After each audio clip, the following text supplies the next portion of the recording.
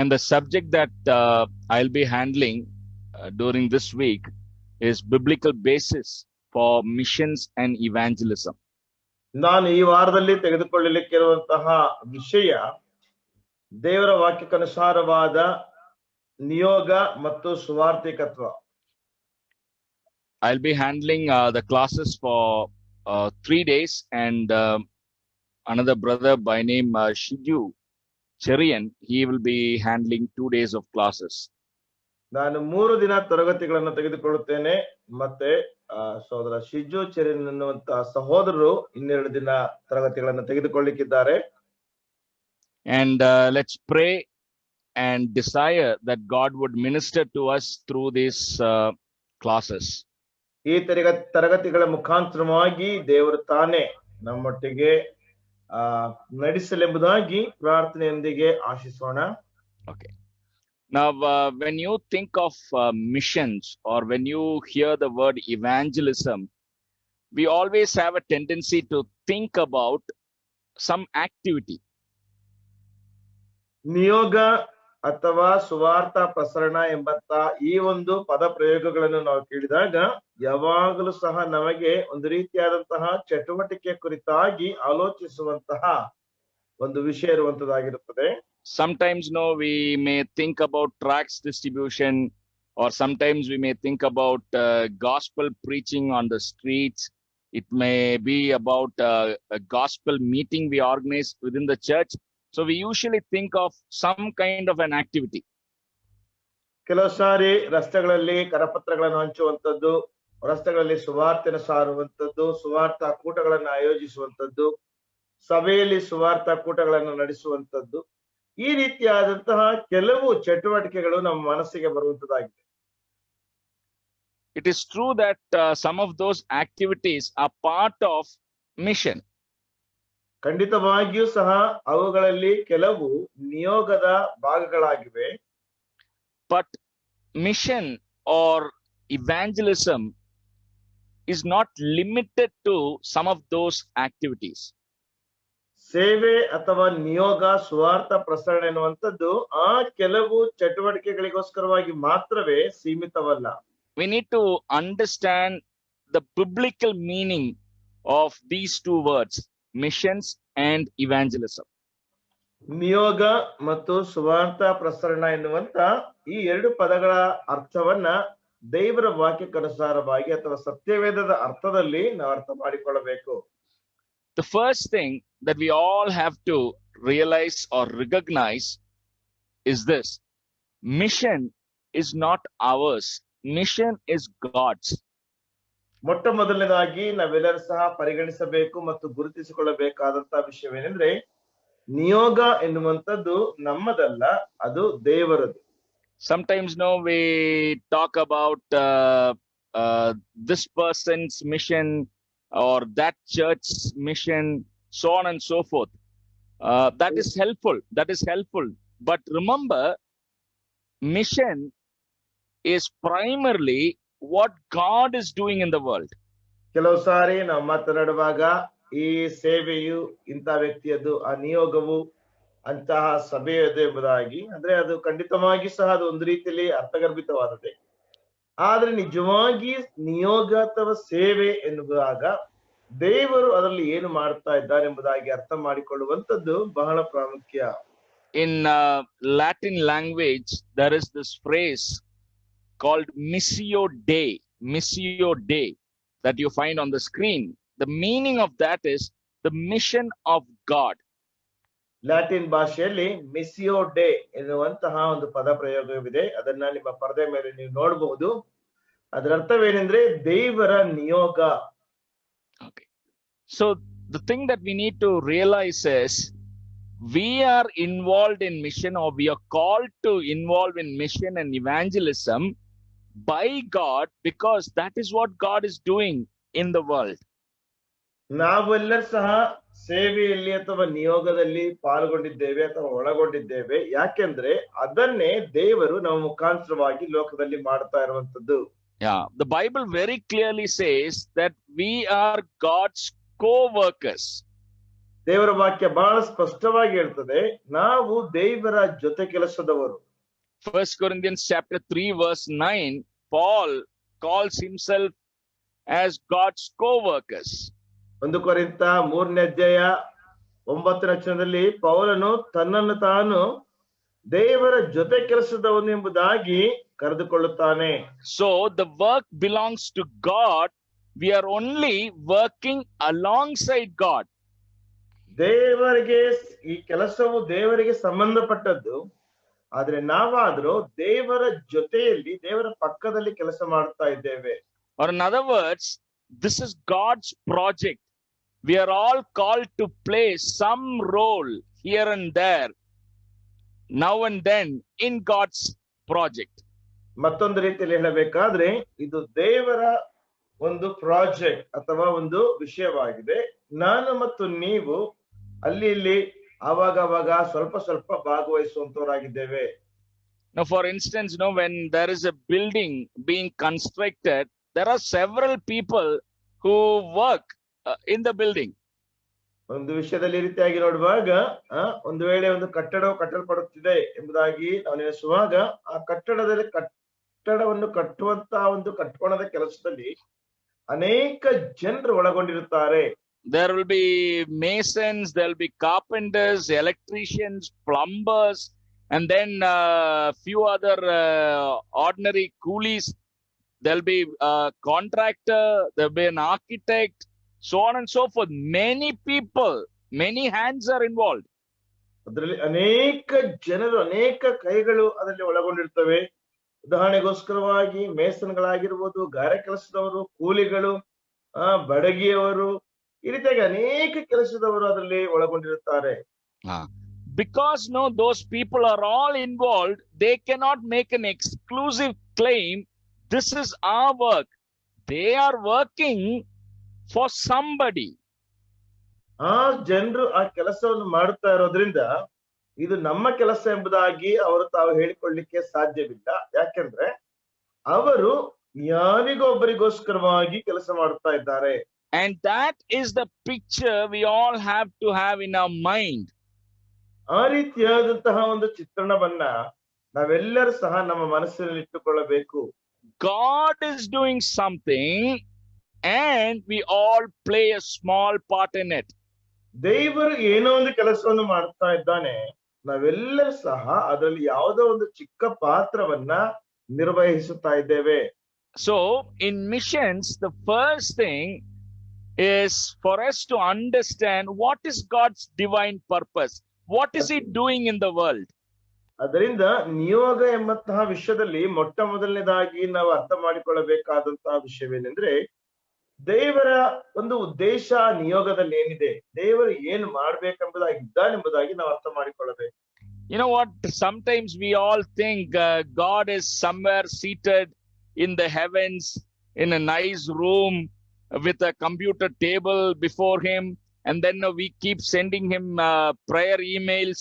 He goes through all those emails and then keeps responding to that. Sometimes we have a narrow understanding that God exists in order to meet our needs. ಕೆಲವು ಸಾರಿ ನಮ್ಮ ಮಾನಸಿಕವಾದಂತ ಅರ್ಥೈಸುವಿಕೆ ಹೇಗಿರ್ತದೆ ಎಂಬುದಾಗಿ ನಾವು ನೋಡುವಾಗ, ದೇವರು ಎಲ್ಲಿಯೋ ಒಂದು ಕಡೆ ಪರಲೋಕದಲ್ಲಿ ಒಳ್ಳೆಯ ಒಂದು ಕೊಠಡಿಯಲ್ಲಿ ಕಂಪ್ಯೂಟರ್ನ ಮುಂದೆ ಕುಳಿತಿದ್ದಾನೆ, ನಾವು ನಮ್ಮ ಪ್ರಾರ್ಥನಾ ಮನವಿಗಳನ್ನ, ನಮ್ಮ ವಿಷಯಗಳನ್ನ, ನಮ್ಮ ವಿಜ್ಞಾಪನೆಗಳನ್ನ ಆತನಿಗೆ ಕಳಿಸ್ತೇವೆ.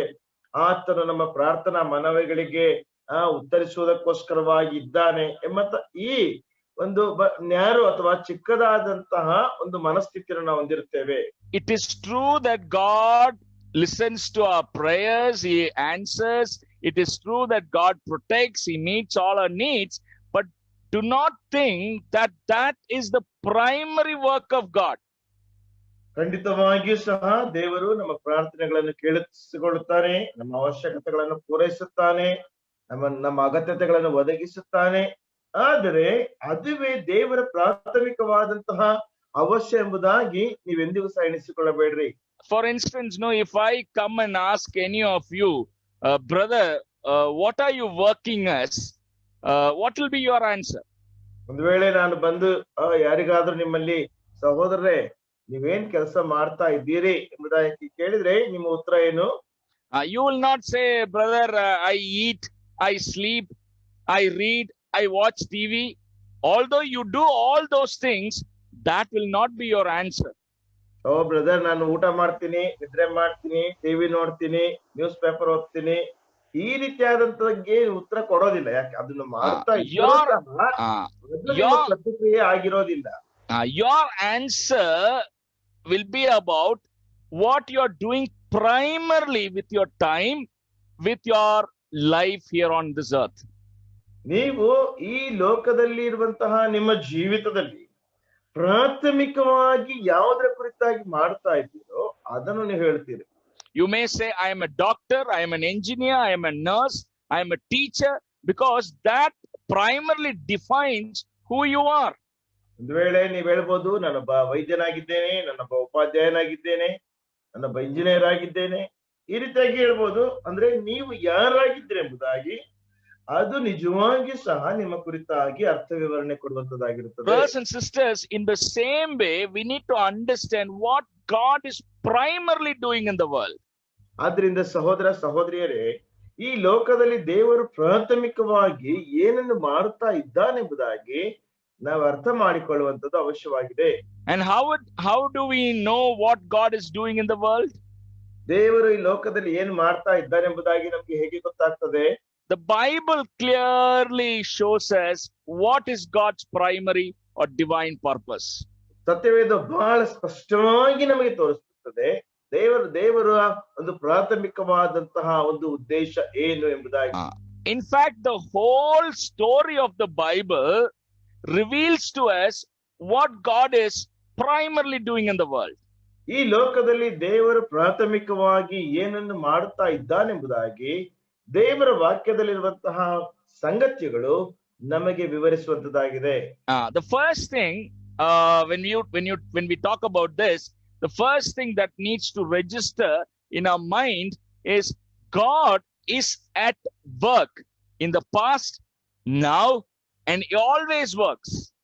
ಮೊಟ್ಟ ಮೊದಲನೇದಾಗಿ ಈ ವಿಷಯಗಳ ಕುರಿತಾಗಿ ನಾವು ಆಲೋಚಿಸುವಾಗ ನಮ್ಮ ಮನಸ್ಸಿನಲ್ಲಿ ನೋಂದಾಯಿಸಲ್ಪಡಬೇಕಾದಂತಹ ವಿಷಯವೇನೆಂದ್ರೆ, ದೇವರು ಭೂತಕಾಲದಲ್ಲಿಯೂ ವರ್ತಮಾನ ಕಾಲದಲ್ಲಿಯೂ ಭವಿಷ್ಯತ್ ಕಾಲದಲ್ಲಿಯೂ ಯಾವಾಗಲೂ ಸಹ ಆತನು ಕಾರ್ಯನಿರತನಾಗಿರುತ್ತಾನೆ.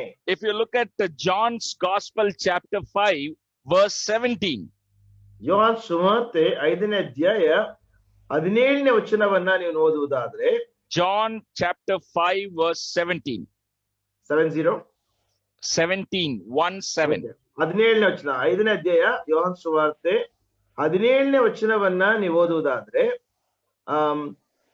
ಅದಕ್ಕೆ ಯೇಸು, ನನ್ನ ತಂದೆಯು ಇಂದಿನವರೆಗೂ ಕೆಲಸ ಮಾಡುತ್ತಾನೆ, ನಾನು ಕೆಲಸ ಮಾಡುತ್ತೇನೆ. My father has been working and I am also working. ನನ್ನ ತಂದೆಯು ಇಂದಿನವರೆಗೂ ಕೆಲಸ ಮಾಡುತ್ತಾನೆ, ನಾನು ಕೆಲಸ ಮಾಡುತ್ತೇನೆ.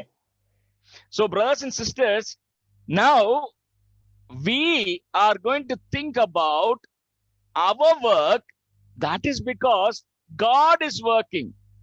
That means God the Father is working, God the Son is working, and the Holy Spirit is also working. ನನ್ನ ಪ್ರಿಯ ಸಹೋದರ ಸಹೋದರಿಯರೇ, ನಾವೀಗ ಆಲೋಚನೆ ಮಾಡುವಂತಹ ವಿಷಯವೇನೆಂದ್ರೆ, ನಮ್ಮ ಕೆಲಸ ಯಾಕೆಂದ್ರೆ ಅದು ದೇವರು ತಾನೇ ಕೆಲಸ ಮಾಡ್ತಾ ಇರೋದ್ರಿಂದ, ತಂದೆಯಾದ ದೇವರು ಕೆಲಸ ಮಾಡ್ತಾ ಇದ್ದಾನೆ, ಮಗನಾದ ದೇವರು ಕೆಲಸ ಮಾಡ್ತಾ ಇದ್ದಾನೆ, ಪರಿಶುದ್ಧಾತ್ಮನಾದ ದೇವರು ಸಹ ಕೆಲಸ ಮಾಡುತ್ತಾ ಇದ್ದಾನೆ. Now we're going to ask this question, very specific, particular question. What is missions? What do we mean by missions? Okay. ಒಂದು ನಿರ್ದಿಷ್ಟವಾದಂತಹ ಪ್ರಶ್ನೆಯನ್ನು ನಾವು ಕೇಳಲಿಕ್ಕಿದ್ದೇವೆ, ನಿಯೋಗ ಅಂದ್ರೆ ಏನು? Okay. Now our general understanding or the common answer that we get.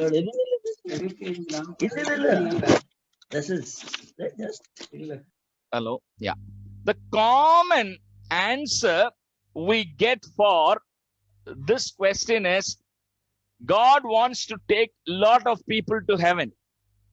ನಾವು ಸಾಮಾನ್ಯವಾಗಿ ಅರ್ಥ ಮಾಡಿಕೊಳ್ಳುವಂತಹ ವಿಷಯವೇನೆಂದ್ರೆ, ದೇವರು ಅನೇಕ ಜನರನ್ನ ಪರಲೋಕಕ್ಕೆ ಕರೆದುಕೊಂಡು ಹೋಗಬೇಕು. Now, for instance, you are getting ready to go out and distribute tract, or you are getting ready to go for open air meeting, if someone is asking, brother, why are you doing this? Your answer will be, we don't want people to be lost. We want to take them to heaven. ಒಂದು ವೇಳೆ ನೀವು ಕರಪತ್ರಗಳನ್ನು ತೆಗೆದುಕೊಂಡು ರಸ್ತೆಗಳಲ್ಲಿ ಹಂಚಲಿಕ್ಕೋ ಅಥವಾ ಸುವಾರ್ತೆ ಸಾರ್ಲಿಕ್ಕೋ ಸಿದ್ಧರಾಗುತ್ತಾ ಇರುವಾಗ ಯಾರಾದ್ರೂ ಬಂದು, ಸಹೋದರ ನೀವು ಯಾಕೆ ಅದನ್ನು ಮಾಡ್ತಾ ಇದ್ದೀರಿ ಎಂಬುದಾಗಿ ಕೇಳುವಾಗ ನೀವೇನ್ ಹೇಳ್ತೀರಿ? ಓ, ಜನರು ನಾಶವಾಗಿ ಹೋಗುವಂತದ್ದು ಬೇಡ. But brothers and sisters, is that the only thing that is the outcome of missions? ಅದು ಮಾತ್ರವೇ ಈ ನಿಯೋಗದ ಫಲಿತಾಂಶವಾಗಿದೆಯಾ ನನ್ನ ಪ್ರಿಯ ಸಹೋದರ ಸಹೋದರಿಯರೇ? Is God only concerned about taking a certain number of people to heaven sometime in eternity? ಕೆಲವರು ಸಾರಿ ದೇವರು ಒಂದು ನಿರ್ದಿಷ್ಟವಾದಂತಹ ಗುಂಪಿನ ಜನರನ್ನು ಮಾತ್ರವೇ ಆತ ನಿತ್ಯತ್ವಕ್ಕೆ ಅಥವಾ ಪರಲೋಕಕ್ಕೆ ತೆಗೆದುಕೊಂಡು ಹೋಗುವಂತಹ ವಿಷಯ ಮಾತ್ರವೇ ಅದರಲ್ಲಿದೆಯೋ? So that's what I want to explain today and in the days to come. ಈ ದಿನ ಮತ್ತು ಮುಂದಿನ ದಿನಗಳಲ್ಲಿ ಅದನ್ನೇ ನಾನು ವಿವರಿಸಲಿಕ್ಕಿದ್ದೇನೆ.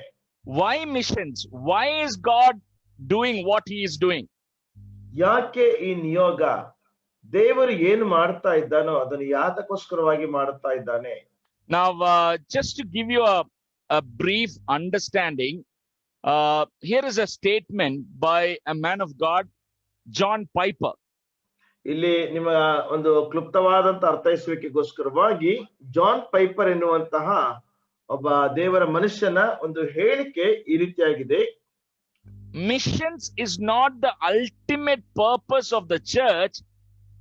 Worship is. Mission exists because worship doesn't exist today. ಇಲ್ಲಿ ಅವರು ಹೇಳಿರುವಂತಹ ಮಾತೇನೆಂದ್ರೆ, ನಿಯೋಗ ಎನ್ನುವಂಥದ್ದು ಆ ಸಭೆಯಲ್ಲಿ ಕಟ್ಟಕಡೆಯ ಒಂದು ಉದ್ದೇಶವಲ್ಲ. ಆ ಆರಾಧನೆ ಅಸ್ತಿತ್ವದಲ್ಲಿ ಇರುವುದರಿಂದಲೇ ನಿಯೋಗವು ಸಹ ಅಸ್ತಿತ್ವದಲ್ಲಿದೆ. So brothers and sisters, why are we called to involve in missions or evangelism? The answer is, we want to be involved in missions and evangelism because we want to see God worship. ನಾವು ಯಾತಕ್ಕೋಸ್ಕರವಾಗಿ ಸೇವೆ ಅಥವಾ ನಿಯೋಗದಲ್ಲಿ ಒಳಗೊಂಡಿದ್ದೇವೆ ಎಂಬುದಾಗಿರುವಂತಹ ಪ್ರಶ್ನೆ ಬರುವಂತಹ ಸಮಯದಲ್ಲಿ ಅದಕ್ಕಿರುವಂತಹ ಒಂದು ಉತ್ತರವೇನೆಂದ್ರೆ, ಸುವಾರ್ಥ ಪ್ರಸರಣ ಅಥವಾ ನಿಯೋಗದ ಮುಖಾಂತರವಾಗಿ ದೇವರು ಆರಾಧಿಸಲ್ಪಡುತ್ತಾನೆ. Now thing is, no, remember this, God wants to redeem a people group, hundreds or thousands or millions of people, and want to have them in heaven. For what purpose? ದೇವರಿಗೆ ನೂರಾರು ಸಾವಿರಾರು ಲಕ್ಷೋಪಲಕ್ಷ ಜನರು ಅವ್ರ ರಕ್ಷಣೆ ಹೊಂದಿ ಪರಲೋಕದಲ್ಲಿರ್ಬೇಕು. ಯಾತಕ್ಕೋಸ್ಕರವಾಗಿ? Don't think, no, just to give us a comfortable life there. ಅಲ್ಲಿ ಸುಮ್ಮನೆ ನಮಗೆ ಒಂದು ಐಷಾರಾಮ್ಯವಾದಂತಹ ಜೀವಿತವನ್ನು ಕೊಡುವುದಕ್ಕೋಸ್ಕರವಾಗಿ ಎಂಬುದಾಗಿ ನೀವು ಅಂದುಕೊಳ್ಬೇಡ್ರಿ. In heaven there is no sorrow, in heaven there is no tears, no night. All that is true. ಪರಲೋಕದಲ್ಲಿ ದುಃಖವಿಲ್ಲ, ಪರಲೋಕದಲ್ಲಿ ರಾತ್ರಿ ಇಲ್ಲ, ಪರಲೋಕದಲ್ಲಿ ಅಳು ಇಲ್ಲ, ಅವೆಲ್ಲ ಸತ್ಯವೇ. But we are not going to heaven just to lead a problemless life. ನಾವು ಪರಲೋಕಕ್ಕೆ ಹೋಗುವಂತದ್ದು ಸಮಸ್ಯೆ ರಹಿತವಾದಂತಹ ಜೀವಿತವನ್ನು ಜೀವಿಸುವುದಕ್ಕೋಸ್ಕರವಾಗಿ ಮಾತ್ರ ಅಲ್ಲ. The ultimate purpose why the Lord wants us to take us to heaven to be with him is that we know who he is and worship him. ನಾವು ನಮ್ಮನ್ನು ಕರ್ತನು ಯಾತಕ್ಕೋಸ್ಕರವಾಗಿ ಪರಲೋಕಕ್ಕೆ ತನ್ನೊಟ್ಟಿಗೆ ಇರ್ಲಿಕ್ಕೆ ಕರೆದುಕೊಂಡು ಹೋಗುತ್ತಾನೆಂಬುದಾಗಿ ನಾವು ನೋಡುವಾಗ ನಾವು ಆತನ ಜೊತೆಯಲ್ಲಿದ್ದು ಆತನನ್ನು ಆರಾಧಿಸುವುದಕ್ಕೋಸ್ಕರವಾಗಿಯೇ. In other words, it can be said like this: if all the people in the world, if they start worshipping this true God of the Bible, there is no more need for missions, no more need for evangelism. ಒಂದು ವೇಳೆ ಮತ್ತೊಂದು ರೀತಿಯಲ್ಲಿ ಹೇಳುವುದಾದ್ರೆ, ಈ ಲೋಕದಲ್ಲಿರುವಂತ ಎಲ್ಲಾ ಜನರು ಸತ್ಯವೇದದಲ್ಲಿರುವಂತಹ ನಿಜವಾದಂತಹ ದೇವರನ್ನು ಆರಾಧಿಸುವಂತವರಾಗಿರೋದಾದ್ರೆ ಆ ಸಮಯದಲ್ಲಿ ಯಾವುದೇ ರೀತಿಯಾದಂತಹ ನಿಯೋಗವಾಗಲಿ ಯಾವುದೇ ರೀತಿಯಾದಂತಹ ಸುವಾರ್ಥ ಪ್ರಸಾರಣವಾಗಲಿ ಅವಶ್ಯವಿಲ್ಲ. Because both missions and evangelism exist because worship doesn't exist now. ನಿಯೋಗ ಮತ್ತು ಸುವಾರ್ಥ ಪ್ರಸರಣ ಅಸ್ತಿತ್ವದಲ್ಲಿ ಇರುವಂತದ್ದು ಯಾಕೆಂದ್ರೆ ಆರಾಧನೆಯು ಈಗ ಅಸ್ತಿತ್ವದಲ್ಲಿ ಇಲ್ಲ. Okay, now I don't know, brother Junior, I think you'll have to take a little bit of time to read this and translate. Let me read that in English first. Okay. Now here is a comprehensive view of missions. ಇಲ್ಲಿ ಸೇವೆಯ ಒಂದು ಪರಿಕಲ್ಪನೆ ಇದೆ, ಪರಿಗ್ರಹಣೆ ಇದೆ. It's a very elaborative, it's a kind of a comprehensive statement. ಇದು ಬಹಳ ವಿಸ್ತಾರವಾದಂತದ್ದು ಮತ್ತು ಇದು ಬಹಳ ಪ್ರಭಾವಯುಕ್ತವಾದದ್ದು. So what is God? This is the answer to what is God doing in the world today in missions. ಈ ದಿನ ನಿಯೋಗದಲ್ಲಿ ದೇವರು ಈ ಲೋಕದಲ್ಲಿ ಏನು ಮಾಡುತ್ತಾ ಇದ್ದಾನೆ? Okay, for his glory in global worship, God purposes to redeem a people from every people and to rule a kingdom over all kingdoms. ದೇವರು ತನ್ನ ಮಹಿಮೆಗೋಸ್ಕರವಾಗಿ ಸಾರ್ವತ್ರಿಕವಾದ ಅಥವಾ ಭೌಗೋಳಿಕವಾದಂತ ಆರಾಧನೆಯನ್ನು ಸ್ವೀಕರಿಸುವುದಕ್ಕೋಸ್ಕರ ಎಲ್ಲಾ ಜನರನ್ನು ತನಗೋಸ್ಕರವಾಗಿ ಬಿಡುಗಡೆ ಮಾಡಿ ಎಲ್ಲಾ ಜನಾಂಗಗಳನ್ನು ತನ್ನ ಒಂದು ಸಾಮ್ರಾಜ್ಯದಿಂದ ಆಳುವಂತೆ. Fantastic, brother. Well done. Thanks. That's exactly what God is doing in the world now. ಅದನ್ನೇ ಸರಿಯಾಗಿ ಅಥವಾ ಖಂಡಿತವಾಗಿ ದೇವರು ಈ ಲೋಕದಲ್ಲಿ ಈ ಸಮಯದಲ್ಲಿ ಮಾಡುತ್ತಾ ಇದ್ದಾನೆ. Look at those 3 words which I have highlighted, 3 phrases. ಇಲ್ಲಿ ನಾನು ಉಲ್ಲೇಖಿಸಿರುವಂತಹ 3 ಪದ ಪ್ರಯೋಗಗಳನ್ನು ನೋಡ್ರಿ. Number 1, for his glory. That means whatever we do in missions, it is connected to his glory. ಮೊದಲನೇದಾಗಿ ಆತನ ಮಹಿಮೆ. ನಾವು ನಿಯೋಗದಲ್ಲಿ ನಾವೇನೆಲ್ಲ ಮಾಡ್ತೇವೆಯೋ ಅದು ಆತನ ಮಹಿಮೆಗೆ ಹೊಂದಿಕೊಂಡಂತಾಗಿರುತ್ತದೆ. And secondly, the word is redemption or redeem. So whatever mission or evangelism, it's about redemption of people. ಮತ್ತು ಎರಡನೇದಾಗಿ ಬಿಡುಗಡೆ ಅಥವಾ ಬಿಡುಗಡೆ ಮಾಡುವಂತದ್ದು. ಈ ನಿಯೋಗದಲ್ಲಿ ಏನೇ ಮಾಡಿದ್ರು ಸಹ ಜನರನ್ನು ಬಿಡುಗಡೆ ಮಾಡುವುದಕ್ಕೋಸ್ಕರವಾಗಿಯೇ. And the third important thing is kingdom. ಮತ್ತು ಮೂರನೇ ಪ್ರಾಮುಖ್ಯವಾದಂತಹ ವಿಷಯ ರಾಜ್ಯ. God wants to rule over the kingdoms of all the world. ಈ ಲೋಕದಲ್ಲಿರುವಂತ ಎಲ್ಲಾ ಸಾಮ್ರಾಜ್ಯಗಳನ್ನ ದೇವರು ಆಳಬೇಕಾಗಿದೆ. So if you ask what is God's primary purpose in the world, what is he doing right from the time of creation, this is the answer. ದೇವರು ತನ್ನ ಸೃಷ್ಟಿಯ ಕಾರ್ಯದಿಂದ ಹಿಡಿದು ಈ ಸಮಯದವರೆಗೂ ಸಹ ಪ್ರಾಥಮಿಕವಾಗಿ ಏನು ಮಾಡುತ್ತಾ ಇದ್ದಾನೆಂಬುದಾಗಿ ನೀವು ಕೇಳುವುದಾದ್ರೆ ಇದೇ ಅದರ ಉತ್ತರ. Remember these 3 words. ಈ 3 ಪದಗಳನ್ನ ನೆನಪಿನಲ್ಲಿಟ್ಟುಕೊಳ್ಳ್ರಿ. God's glory, ದೇವರ ಮಹಿಮೆ, redemption of people, ಜನರ ಬಿಡುಗಡೆ, kingdom over all kingdoms. ಮತ್ತು ಎಲ್ಲಾ ಸಾಮ್ರಾಜ್ಯಗಳ ಮೇಲೆ ಅಧಿಕಾರ ಅಥವಾ ಆಡಳಿತ. Okay, now if you look at the same from a different perspective, yes brother.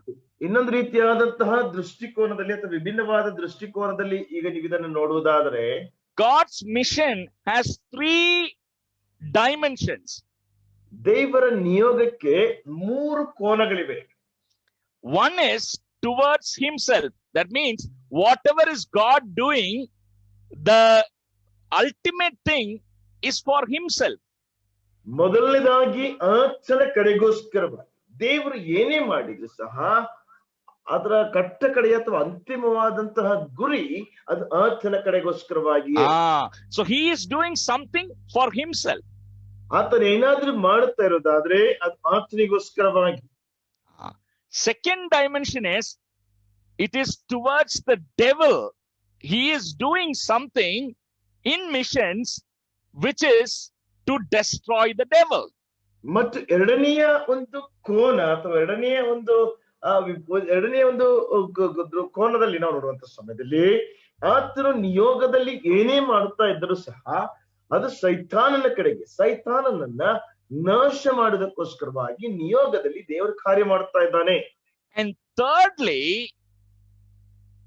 the third dimension is towards us, towards human beings. ಮೂರನೆಯ ಒಂದು ಕೋನದಲ್ಲಿ ನಮ್ಮ ಕಡೆಗೆ, ಅಂದ್ರೆ ಮನುಷ್ಯರ ಕಡೆಗೆ. God's mission is connected to us. ದೇವರ ನಿಯೋಗ ನಮಗೆ ಹೊಂದಾಣಿಕೆ ಆಗಿದೆ ಅಥವಾ ಸೇರಿಸಲ್ಪಟ್ಟಿದೆ. So now you will understand why I said taking people to heaven is not the ultimate purpose. It is only a part in God's purpose. ಅದಕ್ಕೋಸ್ಕರ ಈಗ ನಿಮ್ಗೆ ಅರ್ಥವಾಗ್ತದೆ ಎಂಬುದಾಗಿ ನಾನು ನೆನೆಸ್ತೇನೆ. ದೇವರು ಜನರನ್ನ ಪರಲೋಕಕ್ಕೆ ಅಥವಾ ಸ್ವರ್ಗಕ್ಕೆ ಸೇರಿಸುವಂತದ್ದು ಅದು ಮಾತ್ರವೇ ಒಂದೇ ಉದ್ದೇಶವಲ್ಲ, ಅದು ಸಹ ಉದ್ದೇಶಗಳಲ್ಲಿ ಒಂದಾಗಿದೆ. Redemption of humankind is not the only aspect in missions. Here we see mission has an implication to God, mission has an implication to devil and also to us.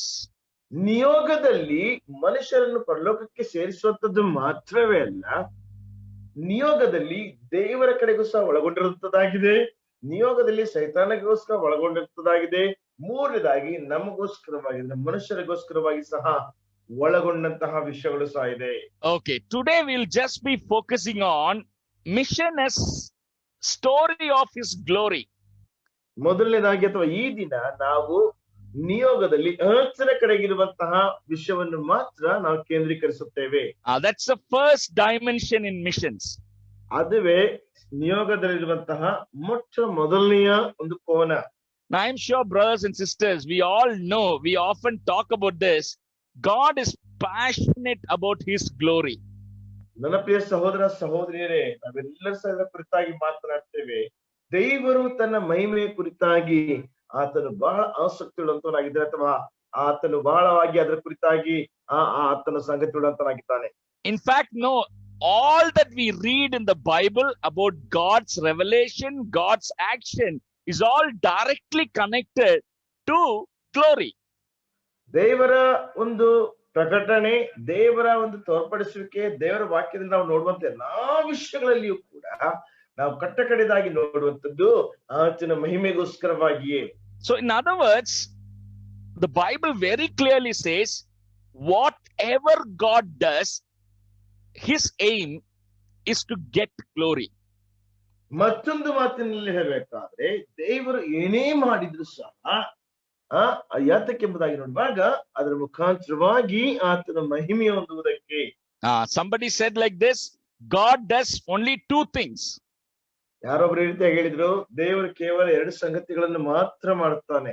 He reveals his glory, ಆತನು ತನ್ನ ಮಹಿಮೆಯನ್ನು ಪ್ರಕಟಿಸುತ್ತಾನೆ, and he wants to receive glory. ಮತ್ತು ಆತನು ಮಹಿಮೆಯನ್ನು ಸ್ವೀಕರಿಸಿಕೊಳ್ಳುತ್ತಾನೆ. So all that God does in the world can be summed up this way: God reveals his glory and he wants to receive his glory. ದೇವರು ಈ ಲೋಕದಲ್ಲಿ ಮಾಡುವಂತ ಎಲ್ಲಾ ವಿಷಯಗಳನ್ನು ಈ ರೀತಿಯಾಗಿ ಕ್ಲುಪ್ತಗೊಳಿಸಬಹುದು. ಒಂದು, ದೇವರು ತನ್ನ ಮಹಿಮೆಯನ್ನು ಪ್ರಕಟಿಸುತ್ತಾನೆ. ಎರಡನೇದಾಗಿ ದೇವರು ತನ್ನ ಮಹಿಮೆಯನ್ನು ಸ್ವೀಕರಿಸುತ್ತಾನೆ, ಅಥವಾ ದೇವರು ತನಗೆ ಮಹಿಮೆಯನ್ನು ಹೊಂದಿಕೊಳ್ಳುತ್ತಾನೆ. And now let's come to this word glory. What does it really mean? ಈಗ ನಾವು ಈ ಮಹಿಮೆ ಎನ್ನುವಂತಹ ಪದಕ್ಕೆ ಬರೋಣ. ಇದು ನಿಜವಾಗಿ ಏನೆಂಬುದಾಗಿ ಅರ್ಥೈಸುತ್ತದೆ? I'm sure we all use this word glory very casually in our Christian conversations. ನಮ್ಮ ಕ್ರೈಸ್ತ ಸಂಭಾಷಣೆಯಲ್ಲಿ ಈ ಮಹಿಮೆ ಎನ್ನುವಂತಹ ಪದ ಪ್ರಯೋಗವನ್ನ ಬಹಳ ಒಂದು ಸಾಮಾನ್ಯವಾಗಿ ನಾವು ಉಪಯೋಗಿಸುತ್ತೇವೆ. We say, no, brother, live for God's glory. ನಾವ್ ಹೇಳ್ತೇವೆ, ದೇವರ ಮಹಿಮೆಗೋಸ್ಕರವಾಗಿ ಜೀವಿಸ್ರಿ. We say, no, sing for God's glory, preach for God's glory, everything, right? ದೇವರ ಮಹಿಮೆಗೋಸ್ಕರವಾಗಿ ಪ್ರಸಂಗ ಮಾಡ್ರಿ, ದೇವರ ಮಹಿಮೆಗೋಸ್ಕರವಾಗಿ ಜೀವಿಸ್ರಿ, ಹಾಡ್ರಿ. Now what do we really mean by the word glory? ನಿಜವಾಗಿ ಸಹ ಮಹಿಮೆ ಅಂದ್ರೆ ಏನೆಂಬುದಾಗಿ ನಾವು ಅರ್ಥೈಸಿಕೊಳ್ಳುತ್ತೇವೆ. Okay, now if you look at that word in its biblical understanding, ನೀವು ಆ ಒಂದು ಪದವನ್ನ ಸತ್ಯವೇದಕ್ಕನುಸಾರವಾದಂತ ಅರ್ಥೈಸುವಿಕೆಯಲ್ಲಿ ನೀವು ನೋಡುವುದಾದ್ರೆ, one meaning is weight. ಒಂದು ಅರ್ಥ ತೂಕ. And I'll explain this. After I finish this, I'll explain that. ಅದನ್ನು ಮುಗಿಸಿದ ನಂತರ ನಾನು ಅದನ್ನ ವಿವರಿಸ್ತೇನೆ. Another understanding of the word is substance. ಮತ್ತೊಂದು ಅರ್ಥೈಸುವಿಕೆ ಆ ಒಂದು ವಸ್ತು. Okay, I'll anyway. Another word is radiance. ಮತ್ತೊಂದು ಅರ್ಥ ಅಥವಾ ಮತ್ತೊಂದು ದೃಷ್ಟಿಕೋನ ಕಿರಣಗಳು. And another major meaning of the word glory is beauty, pure beauty. ಮತ್ತೊಂದು ಪದದ ಮತ್ತೊಂದು ಅರ್ಥ ಮಹಿಮೆ ಎನ್ನುವಂತ ಅರ್ಥವೇನೆಂದ್ರೆ ಸೌಂದರ್ಯ, ಸಂಪೂರ್ಣವಾದಂತ ಶುದ್ಧವಾದಂತ ಸೌಂದರ್ಯ. Okay, now what do we mean by glorious weight? ನಾವು ಮಹಿಮೆ ಅಂದ್ರೆ ಆ ತೂಕ ಎಂಬುದಾಗಿ ಹೇಳೋದ್ರ ಅರ್ಥವೇನು? It is not literal weight. ಅದು ನಿಜವಾಗಿ ಅಕ್ಷರಶವಾದಂತಹ ತೂಕ ಅಲ್ಲ. Now sometimes when you look at some person, we may comment he is a big shot. ಒಬ್ಬ ವ್ಯಕ್ತಿಯನ್ನು ನಾವು ನೋಡುವಾಗ ನಾವು ಈ ರೀತಿಯಾಗಿ ಆ ವ್ಯಕ್ತಿ ಕುರಿತಾಗಿ ವಿಶ್ಲೇಷಣೆ ಮಾಡಬಹುದು, ಅವನು ಒಬ್ಬ ಬಿಗ್ ಶಾಟ್ ಅಥವಾ ಉನ್ನತವಾದಂತ ವ್ಯಕ್ತಿ ಎಂಬುದಾಗಿ. Sometimes he's a badawala, or we say periya alpa. We say that, right? ಅವನು ಬಹಳ ದೊಡ್ಡ ಮನುಷ್ಯಪ್ಪ ಎಂಬುದಾಗಿ ಹೇಳ್ತೇವಲ್ವಾ? ದೊಡ್ಡ ಮನುಷ್ಯ, that's the right word. So what do we mean by that? ಅದರ ಅರ್ಥವೇನು? Are we saying that he weighs very heavily, he is 150 kilo? Do we mean really that? ಅದರ ಅರ್ಥ ಅವನು ಬಹಳ ಭಾರವುಳ್ಳಂತವನು, 150 kg ಇದ್ದಾನೆ ಅಂತ ಅರ್ಥನಾ? No, when we say he's a badawala or he's a big fellow, we mean that he is a very important person in the society, or he is not like others. ಅವನು ದೊಡ್ಡ ಮನುಷ್ಯ ಎಂಬುದಾಗಿ ಹೇಳುವಾಗ ಅವನು ಸಮಾಜದಲ್ಲಿ ಪ್ರಾಮುಖ್ಯವಾದಂತಹ ಒಬ್ಬ ವ್ಯಕ್ತಿಯಾಗಿದ್ದಾನೆ, ಅವನು ಇತರರ ಹಾಗೆ ಅಲ್ಲ. Okay, now look at the word substance. ಈಗ ಒಂದು ವಸ್ತು ಎಂಬುದಾಗಿ ನೋಡ್ರಿ, substance. I'm sure we all know that the sugarcane juice. ನಮ್ಮೆಲ್ಲರಿಗೂ ಸಹ ಈ ಕಬ್ಬಿನ ಹಾಲು ಗೊತ್ತೆಂಬುದಾಗಿ ನಾನು ನೆನೆಸ್ತೇನೆ. And imagine in your mind, you put that sugarcane into that machine, they rotate it, and finally the juice comes on one side, and you have the waste on the other side. ಆ ಒಂದು ಕಬ್ಬನ್ನ ತಿರುಗಿಸುವಂತಹ ಯಂತ್ರದಲ್ಲಿ ಹಾಕುವಾಗ ಒಂದು ಕಡೆ ಕಬ್ಬಿನ ರಸ ಬರ್ತದೆ, ಇನ್ನೊಂದು ಕಡೆ ಅದರ ತ್ಯಾಜ್ಯ ಹೋಗ್ತದೆ. Now, which is the important thing here? ಇಲ್ಲಿ ಪ್ರಾಮುಖ್ಯವಾದಂತಹ ವಸ್ತು ಯಾವುದು? The juice, right? ರಸ ಅಲ್ಲ. I'm sure that you will not throw away the juice and take the waste and use it. ನೀವು ರಸವನ್ನ ಬಿಸಾಡಿ ಅಥವಾ ಚೆಲ್ಲಿ ಆ ಒಂದು ತ್ಯಾಜ್ಯವನ್ನ ತೆಗೆದುಕೊಂಡು ಉಪಯೋಗಿಸ್ತೀರ ಎಂಬುದಾಗಿ ನನಗೆ ಅನಿಸೋದಿಲ್ಲ. So again, the meaning of the word substance is that which is the important thing. ಮತ್ತು ವಸ್ತು ಎಂಬುದಾಗಿ ನೋಡುವಾಗ ಅದು ಪ್ರಾಮುಖ್ಯವಾದಂತಹ ಒಂದು ಸಂಗತಿ. And the word radiance, it means it is something that radiates, meaning it's often associated with the word light. Radiance ಅಥವಾ ಹೊಳಪು ಎಂಬುದಾಗಿ ನೋಡುವಂತಹ ಸಮಯದಲ್ಲಿ ಇದು ಯಾವಾಗಲೂ ಸಹ ಹೊಳೆಯುವಂತದ್ದಾಗಿದೆ, ಅದು ಬೆಳಕಿಗೆ ಸಂಬಂಧಪಟ್ಟಂತಹ ಒಂದು ಸಂಗತಿಯಾಗಿದೆ. Now for instance, in a dark room, when you switch on the light, the radiance fills that room. ಒಂದು ವೇಳೆ ಉದಾಹರಣೆಗೋಸ್ಕರವಾಗಿ ಒಂದು ಅಂಧಕಾರ ತುಂಬಿದಂತಹ ಕೋಣೆಯಲ್ಲಿ ನೀವು ಬೆಳಕನ್ನು ಹಾಕಿದಂತ ಸಮಯದಲ್ಲಿ ಆ ಒಂದು ಬೆಳಕು ಆ ಕೋಣೆಯಲ್ಲಿ, ಕತ್ತಲಾದಂತ ಕೋಣೆಯಲ್ಲಿ ಪ್ರಜ್ವಲಿಸುತ್ತದೆ. Now remember, see, the bulb may be at the corner of a room, but what radiates from that fills the entire room. ಆ ಒಂದು ಬಲ್ಬ್ ಅದು ಒಂದು ಕೋಣೆಯ ಒಂದು ಮೂಲೆಯಲ್ಲಿ ಇರ್ಬೋದು, ಆದ್ರೆ ಅದರಿಂದ ಬರುವಂತ ಹೊಳಪು ಆ ಕೋಣೆಯಲ್ಲೆಲ್ಲ ಪ್ರಜ್ವಲಿಸುತ್ತದೆ. So the word glory here refers to that aspect of God which fills everything.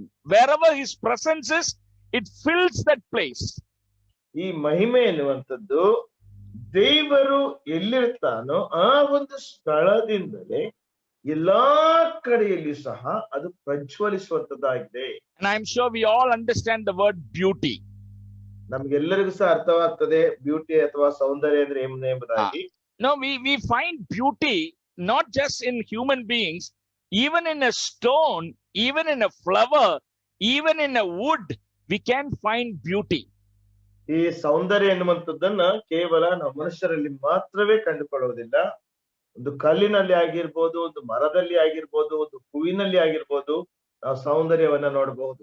So that is the meaning of the word glory according to the Bible.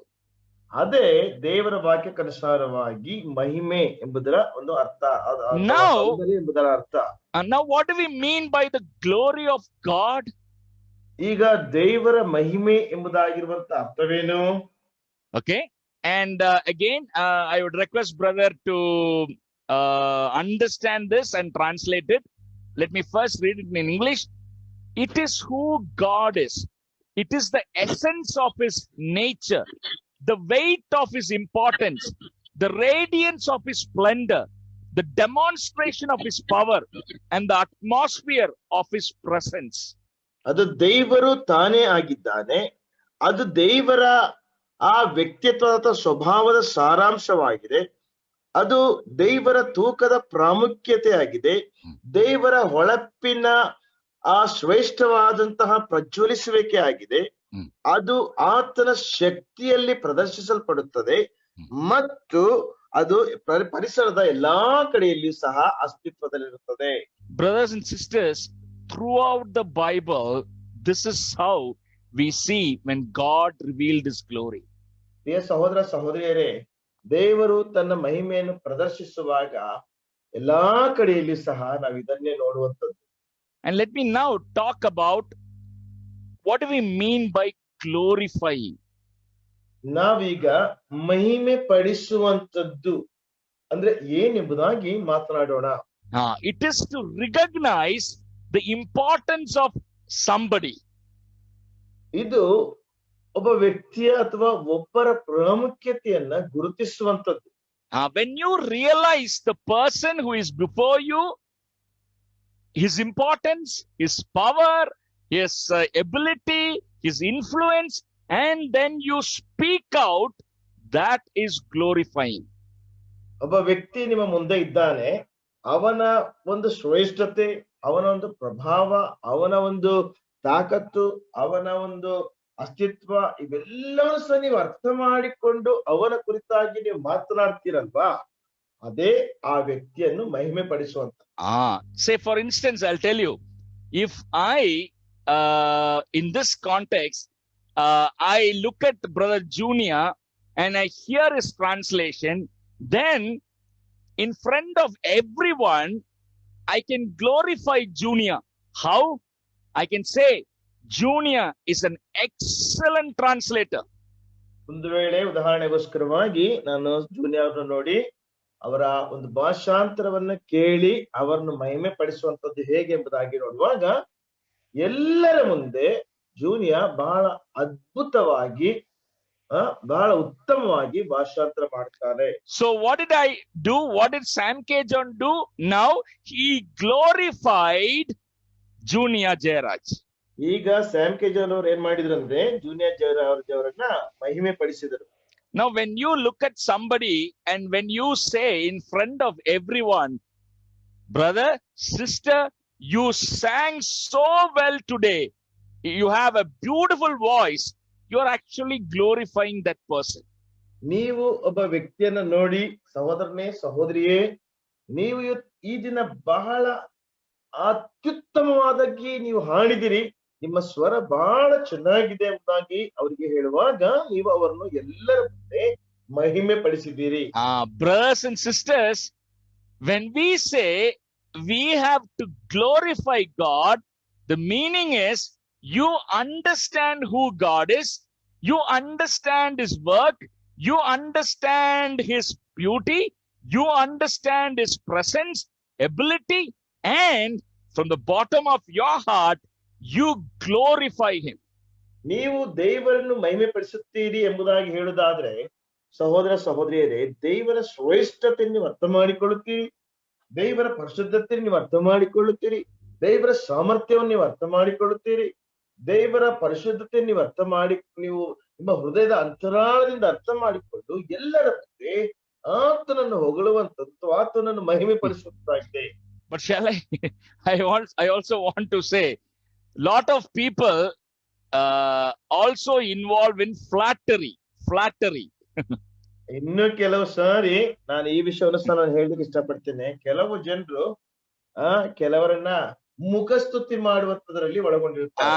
That means in front of other people they will say, wow, he is an excellent singer, and after that person goes, he will look at another person and say, this fellow is a useless singer. ಉದಾಹರಣೆಗೆ ಹೇಳ್ಬೇಕಂದ್ರೆ, ಯಾವ್ದಾದ್ರೂ ಒಬ್ರು ಹಾಡುವಾಗ ಎಲ್ಲರ ಮುಂದೆ ಆ ವ್ಯಕ್ತಿ ಎದುರುಗಡೆ ಏನ್ ಹೇಳ್ತಾರೆ, ಓ ಇವನ್ ಬಹಳ ಅತ್ಯದ್ಭುತವಾದಂತ ಹಾಡುಗಾರನೆಂಬುದಾಗಿ. ಆ ವ್ಯಕ್ತಿ ಆ ಕಡೆ ಹೋದ್ಮೇಲೆ, ಇವನೊಬ್ಬ ಯಾವ್ದಕ್ಕೂ ಕೆಲಸಕ್ಕೆ ಬಾಂಧೇ ಇರೋದು. That is flattery, not glorifying. ಅದು ಮಹಿಮೆ ಪಡಿಸುವಂತದ್ದಲ್ಲ, ಹೊಗಳುವಂತದ್ದಲ್ಲ, ಅದು ಮುಖಸ್ತುತಿ ಮಾಡುವಂತ. Sometimes people without even knowing who God is, simply they say, no, God is great, God is amazing, God is awesome. I mean, God must be laughing from heaven, saying, fellow, you don't know who I am, but you're just flattering me. ಕೆಲವು ಸಾರಿ ಜನರು ದೇವರು ಯಾರೆಂಬುದಾಗಿ ಸ್ಪಷ್ಟವಾಗಿ ಅರ್ಥ ಮಾಡಿಕೊಳ್ಳದೆ, ಓ ದೇವರು ದೊಡ್ಡವನು, ದೇವರು ಶ್ರೇಷ್ಠನು, ದೇವರು ಉತ್ತಮನೆಂಬುದಾಗಿ ಹೇಳ್ತಾರೆ. ಆದ್ರೆ ನಾನು ಹೇಳ್ತೀನಿ ಪ್ರಿಯರೇ, ದೇವರು ಪರಲೋಕದಿಂದ, ಮನುಷ್ಯ ನಾನು ಯಾರೆಂಬುದಾಗಿ ನಿನಗೆ ಗೊತ್ತಿಲ್ಲದೆ ನನಗೆ ಮುಖಸ್ತುತಿ ಮಾಡ್ತಾ ಇದೆಯಾ ಎಂಬುದಾಗಿ ನಗ್ತಾ ಇರ್ತಾನೆ. So brothers and sisters, you need to first understand what is glorifying God, what is worship. ಆದ್ರಿಂದ ಪ್ರಿಯ ಸಹೋದರ ಸಹೋದರಿಯರೇ, ಆರಾಧನೆ ಅಂದ್ರೆ ಏನು, ದೇವರನ್ನು ಮಹಿಮೆ ಪಡಿಸುವಂತಂದ್ರೆ ಏನೆಂಬುದಾಗಿ ನೀವು ಅರ್ಥ ಮಾಡಿಕೊಳ್ಳಬೇಕು. Now let me very cautiously, at the same way very humbly point out one aspect. ಬಹಳ ದೀನತೆಯಿಂದ, ಬಹಳ ಎಚ್ಚರಿಕೆಯಾಗಿ ನಾನು ಒಂದು ಅಂಶವನ್ನ ನಾನು ನಿಮ್ಮ ಮುಂದೆ ಉಲ್ಲೇಖಿಸ್ತೇನೆ. Some of our people have restricted worship of God to Sunday morning between 10 o'clock and 12 o'clock. ನಮ್ಮಲ್ಲಿ ಕೆಲವು ಜನರು ಆರಾಧನೆ ಎನ್ನುವಂತದ್ದನ್ನ ಭಾನುವಾರ ಬೆಳಿಗ್ಗೆ 10 ಗಂಟೆಯಿಂದ 12 ಗಂಟೆವರೆಗೆ ಮಾತ್ರ ಸೀಮಿತಗೊಳಿಸಿದ್ದಾರೆ. That is a wrong understanding of true worship. ಅದು ನಿಜವಾದಂತ ಆರಾಧನೆಯ ತಪ್ಪಾದ ಅರ್ಥೈಸುವಿಕೆ. You know why? ಯಾಕೆ ಗೊತ್ತಾ? Worship is actually, it's a way of gladly reflecting back to God his work, who he is. That has to be done 365 days, 24/7, all throughout.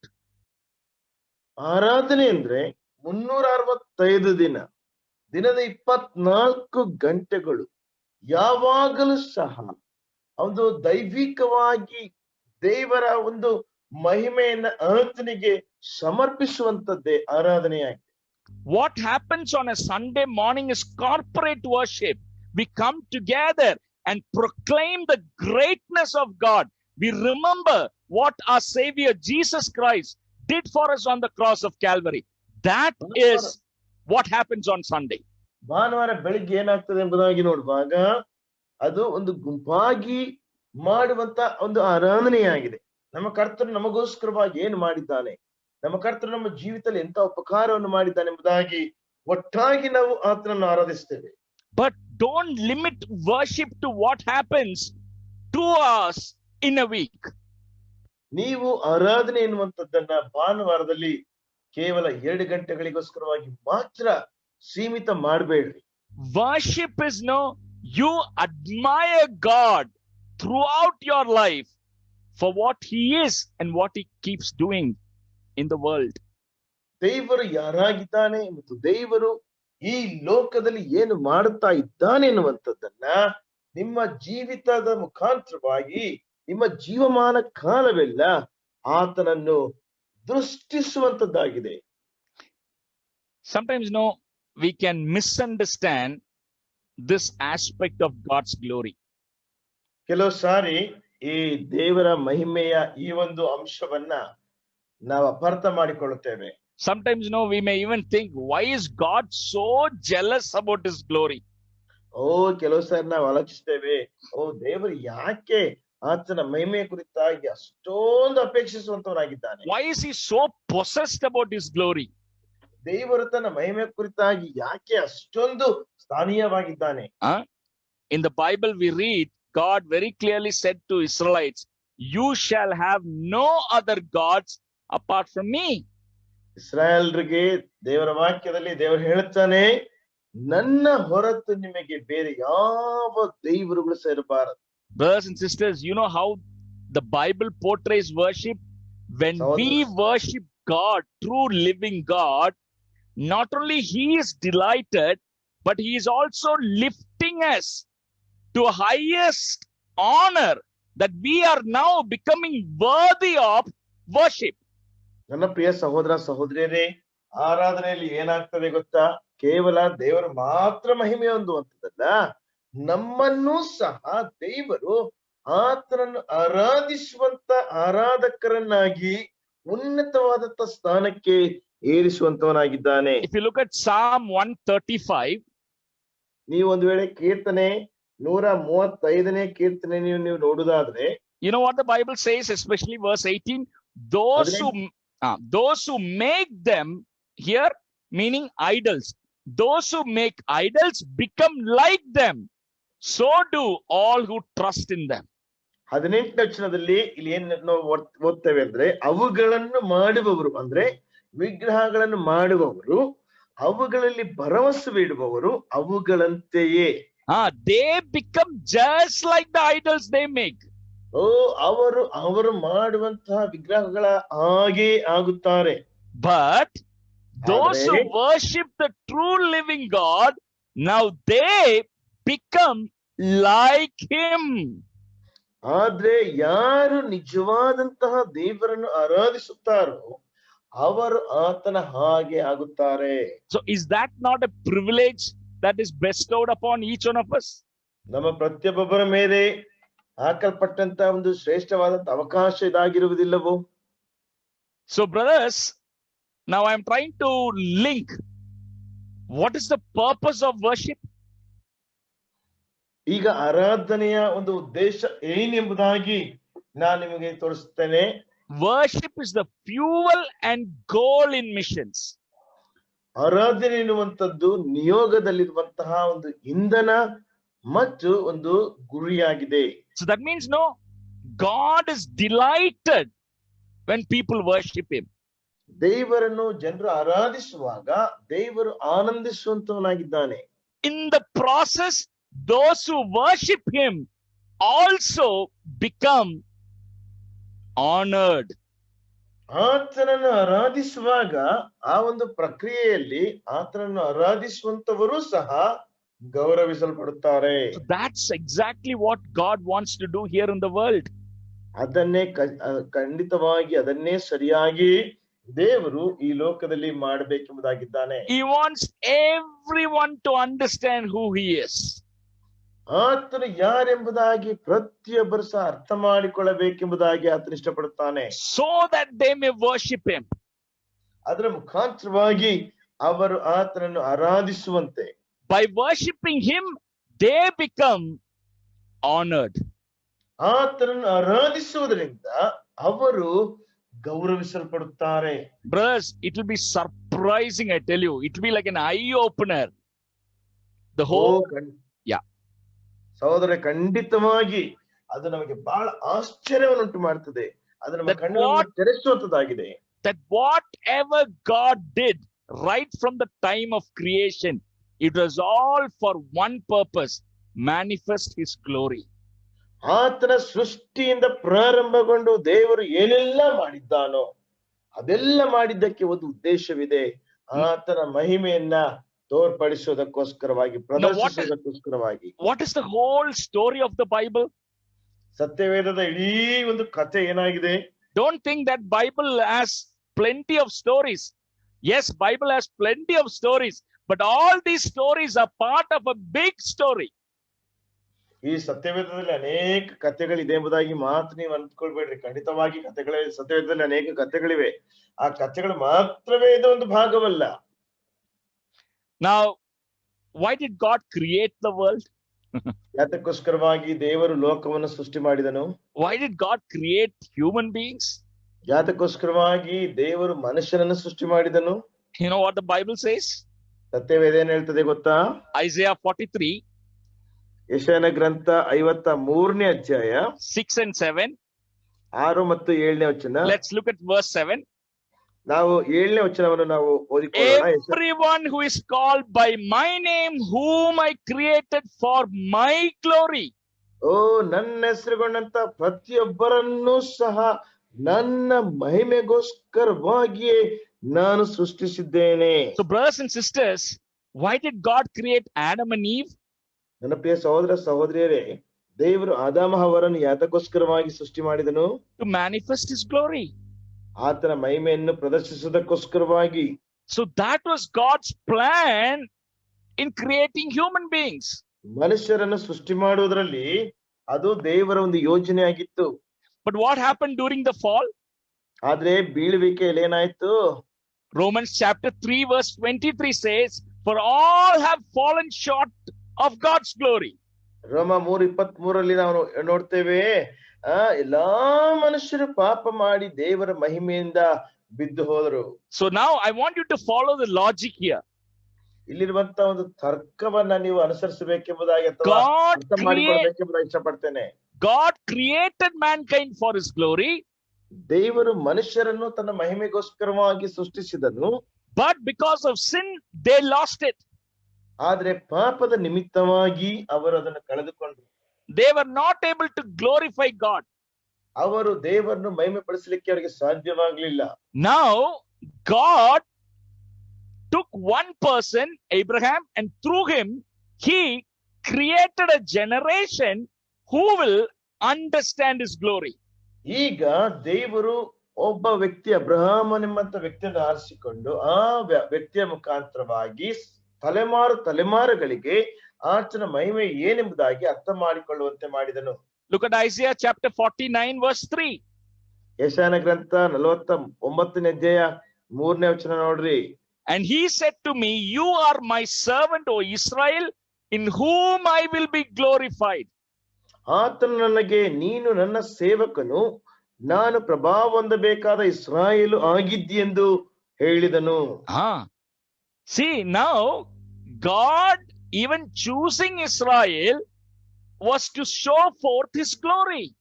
ದೇವರು ಇಸ್ರಾಯೇಲನ್ನು ಆರಿಸಿಕೊಂಡದ್ದು ಸಹ ತನ್ನ ಮಹಿಮೆಯನ್ನು ತೋರ್ಪಡಿಸೋದಕ್ಕೋಸ್ಕರವಾಗಿಯೇ. And we also read in the book of Exodus, for his name's sake. ಆ ವಿಮೋಚನ ಕಾಂಡದಲ್ಲಿ ಸಹ ನಾವು ಓದ್ತೇವೆ, ಆತನ ಹೆಸರಿಗೋಸ್ಕರವಾಗಿ.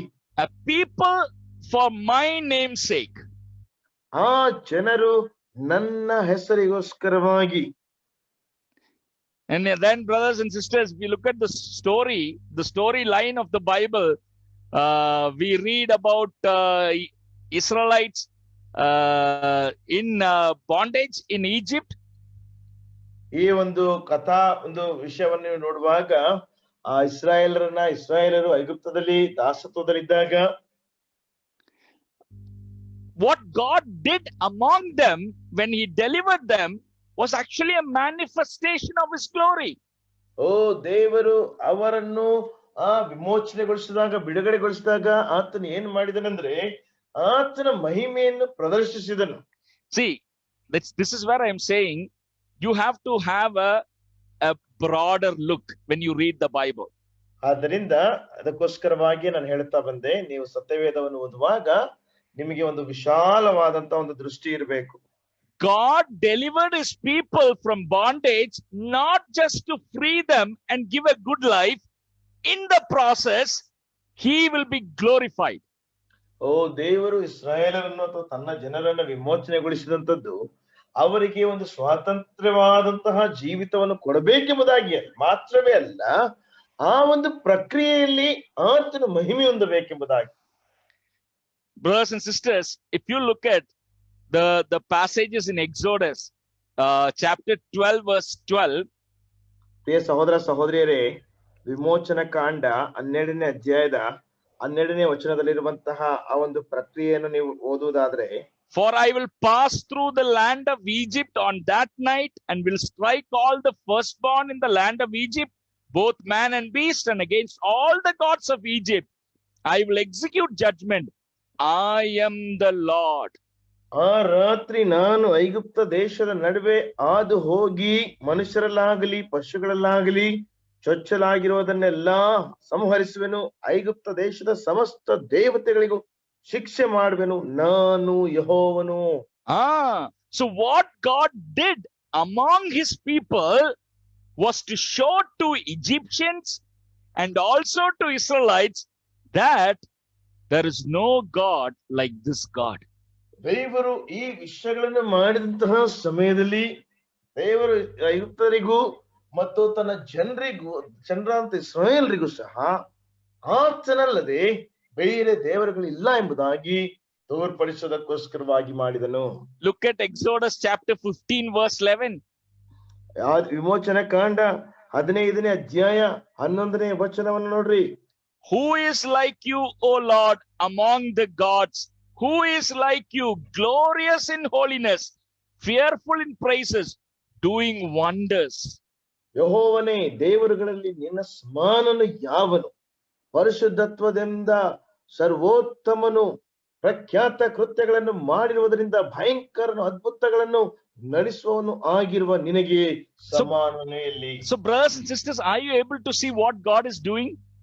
ದೇವರ ಪ್ರಿಯ ಸಹೋದರ ಸಹೋದರಿಯರೇ, ದೇವರು ಏನು ಮಾಡ್ತಾ ಇದ್ದಾನೆಂಬುದಾಗಿ ನಿಮಗೆ whatever he does, it is to reveal his glory, so that people after seeing that they will glorify God. ಆತನು ಏನೇ ಮಾಡಿದ್ರು ಸಹ ಆತನು ತನ್ನ ಮಹಿಮೆಯನ್ನು ಪ್ರಖ್ಯಾತಿಪಡಿಸಬೇಕೆಂಬುದಾಗಿ ಮಾಡುತ್ತಾನೆ. ಆ ಒಂದು ಮಹಿಮೆಯನ್ನ ಜನರು ನೋಡ್ಬೇಕೆಂಬುದಾಗಿ ಆತನು ಮಾಡುತ್ತಾನೆ. Now look at Exodus 18:11. ಈಗ ವಿಮೋಚನ ಕಾಂಡ 18ನೇ ಅಧ್ಯಾಯ 11ನೇ ವಚನವನ್ನು ನೋಡ್ರಿ. Now I know that the Lord is greater than all the gods, for in the very thing in which they behave proudly. ಆತನು ತನ್ನ ಜನರನ್ನು ಅವರ ಕೈಯಿಂದ ಬಿಡಿಸಿ ಆ ಐಗುಪ್ತರು ಯಾವ ವಿಷಯದಲ್ಲಿ ಗರ್ವ ಪಡುತ್ತಿದ್ದರೋ ಆ ವಿಷಯದಲ್ಲಿ ಅವರನ್ನು ತಗ್ಗಿಸಿದ್ದರಿಂದ ಯೆಹೋವನೇ ಎಲ್ಲಾ ದೇವರುಗಳಿಗಿಂತಲೂ ದೊಡ್ಡವನೆಂದು ಈಗ ತಿಳಿದುಕೊಂಡಿದ್ದೇನೆ ಅಂದರು. Who is saying this? ಇದನ್ನು ಯಾರು ಹೇಳ್ತಾ ಇದ್ದಾರೆ? Jethro, who is a Midianite. ಮಿದ್ಯಾನ್ಯನಾದಂತ ಇತ್ರೋವನು ಹೇಳ್ತಾ ಇದ್ದಾನೆ. So what was revealed there made Jethro say there is no God like God of Israel. ಅಲ್ಲಿ ಏನು ಪ್ರದರ್ಶಿಸಲ್ಪಟ್ಟಿತ್ತು, ಅದರಲ್ಲಿ ಏನು ಪ್ರಕಟಿಸಲ್ಪಟ್ಟಿತ್ತು, ಅದು ಇತ್ರೋವಿಗೆ ಇಸ್ರಾಯೇಲರ ದೇವರಲ್ಲದೆ ಬೇರೆ ದೇವರುಗಳಿಲ್ಲ ಎಂಬುದಾಗಿ ಅರ್ಥ ಮಾಡಿಕೊಳ್ಳಿಕ್ಕೆ ಅದು ಸಹಾಯವಾಯಿತು. Same thing can be seen when the Israelites entered into the promised land. ಅದೇ ವಿಷಯವನ್ನೇ ಇಸ್ರಾಯೇಲರು ವಾಗ್ದಾತ ದೇಶಕ್ಕೆ ಪ್ರವೇಶಿಸಿದ ಸಂದರ್ಭದಲ್ಲಿ ಸಹ ನೋಡುವಂತೆ ಸಾಧ್ಯವಾಯಿತು. Let's look at one verse, Deuteronomy chapter 9:5.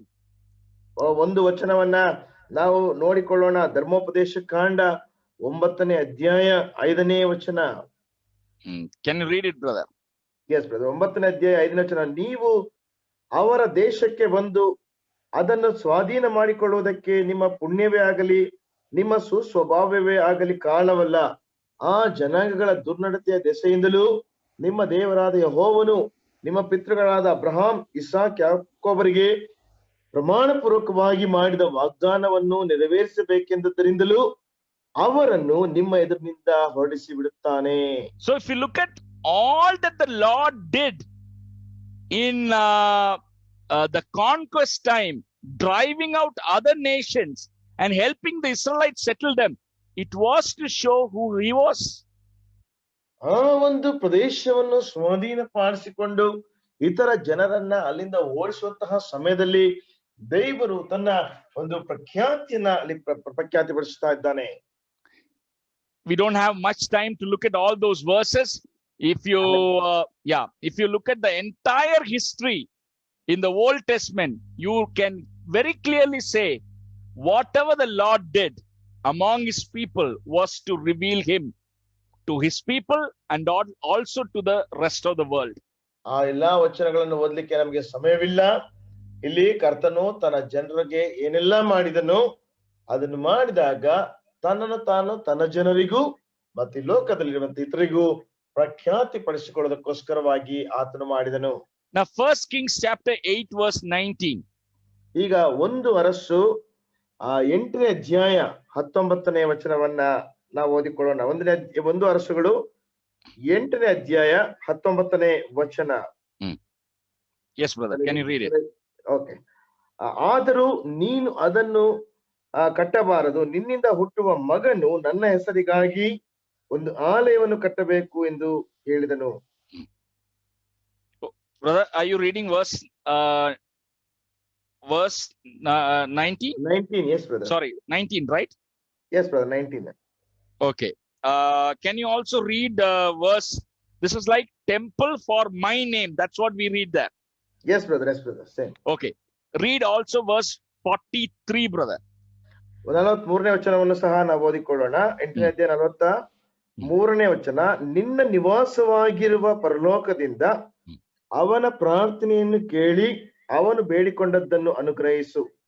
ಆಗ ಲೋಕದ ಎಲ್ಲಾ ಜನರು ನಿನ್ನ ನಾಮ ಮಹತ್ತನ್ನು ತಿಳಿದು ನಿನ್ನ ಜನರಾದ ಇಸ್ರಾಯೇಲರಂತೆ ನಿನ್ನಲ್ಲಿ ಭಯಭಕ್ತಿಯುಳ್ಳವರಾಗಿ ನಾನು ನಿನ್ನ ಹೆಸರಿಗಾಗಿ ಆ ಆಲಯವನ್ನು ಕಟ್ಟಿಸಿದ್ದೇನೆಂದು ತಿಳಿದುಕೊಳ್ಳುವರು. Now even there in Solomon building his temple, we see that motive that God not only glorified among Israel, but even outsiders, peoples of all the world, they will come there and understand who God is and glorify them. ಅಲ್ಲಿ ಸೊಲೊಮೋನನು ಕಟ್ಟಿದಂತಹ ದೇವಾಲಯವನ್ನು ಕಟ್ಟಿಸಿದಂತಹ ಉದ್ದೇಶವನ್ನು ಸಹ ನೋಡ್ರಿ. ಅಲ್ಲಿ ಇಸ್ರಾಯೇಲ್ರು ಮಾತ್ರವೇ ಅಲ್ಲದೆ ಲೋಕದಲ್ಲಿರುವಂತ ಎಲ್ಲಾ ಜನರು ಸಹ ಯೆಹೋವನ ನಾಮದ ಮಹಿಮೆಯನ್ನು ಪ್ರಖ್ಯಾತಿಯನ್ನು ತಿಳಿದುಕೊಳ್ಳಬೇಕೆಂಬುದಾಗಿ ಅವನು ಅದನ್ನು ಕಟ್ಟಿಸುತ್ತಾನೆ.